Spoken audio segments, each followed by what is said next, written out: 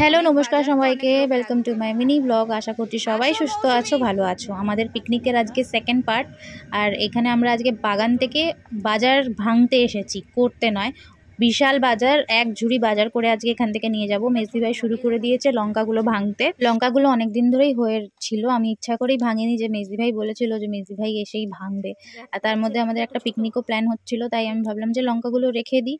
মেজদি ভাই আর আমার মৌসুমি মানে বৌমা, তারা এসে ভাঙবে। হয়ে গেল আমাদের লঙ্কা বাজার করা। হ্যাঁ, এই যে আমাদের বেগুন হয়েছে, এটা আমরা মাংসর বাজার তুলতে যাচ্ছি, মাংসয় ফোড়ন দেব।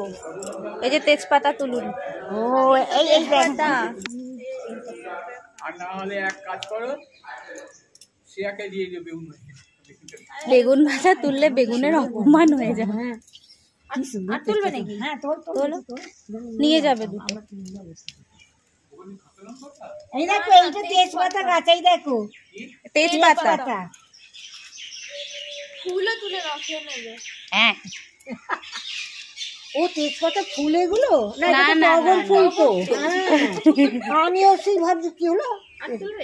নিচের গুলো তেজপাতা মাংসয় দিলে খুব ভালো লাগে। আর আমার এখন নিজস্ব রান্নাতেও এখন বাড়ির তেজপাতা ইউজ করি। মানে এমনি তেজপাতার থেকে এই তেজপাতার যে একটা সেন্ট বেরোয়, মানে এত সুন্দর রান্নার থেকে একটা সেন্ট বেরোয়, কি বলবো। তাই আজকে মাংসর জন্য যা আমরা সামান্য ফোড়ন দিই, সেই জন্য এখান থেকে তোলা আর কি।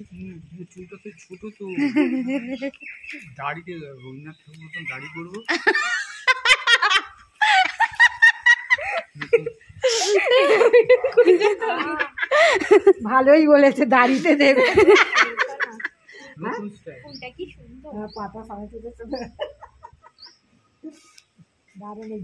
না না, এই তো ফোড়ন দিলেই তো গন্ধ হয়ে যাবে। হ্যাঁ হ্যাঁ হ্যাঁ, এই তো চন্দন যাবে। একসময় প্রচুর হয়েছে, প্রায় বাবা আমি সেই যখন দেখতেছিলাম তখন তো প্রচুর হয়েছিল। এখন এই কারি পাতা গাছটা বেশ বড় হয়েছে তো। কোথায়? ওই তো, এই যে কারি পাতা।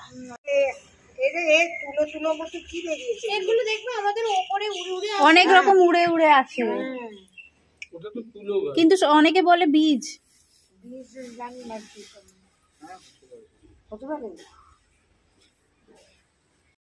অনেক বড় লেবু হয়েছে গাছে।